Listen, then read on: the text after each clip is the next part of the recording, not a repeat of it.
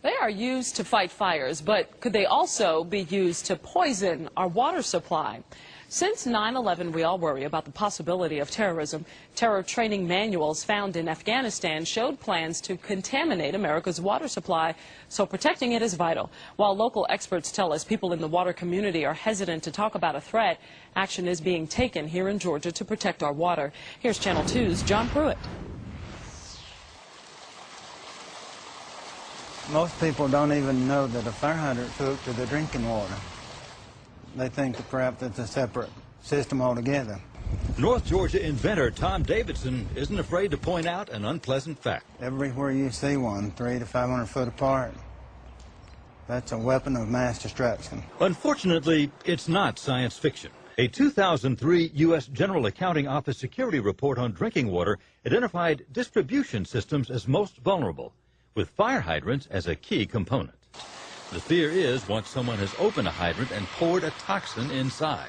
Put the cap back on, open the hydrant, the chemical, perhaps what you put in there would end up in the water system.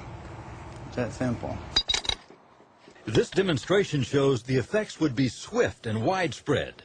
A few spoonfuls of purple dye poured into a typical neighborhood hydrant takes less than 3 minutes to wind up a block away. The water can move, when it's being pumped at 100 gallons a minute, it can travel about a half a mile in less than 5 minutes. So you're talking pretty significant, pretty rapid time. Jimmy Matthews is director of the Georgia Rural Water Association.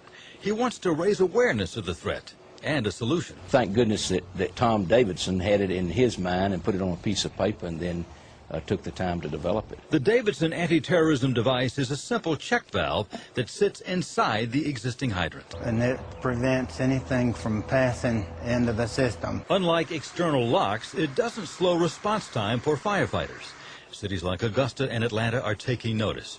Atlanta has already spent money on retrofitting hydrants. The threat is there. The threat is there. Your water system people know it.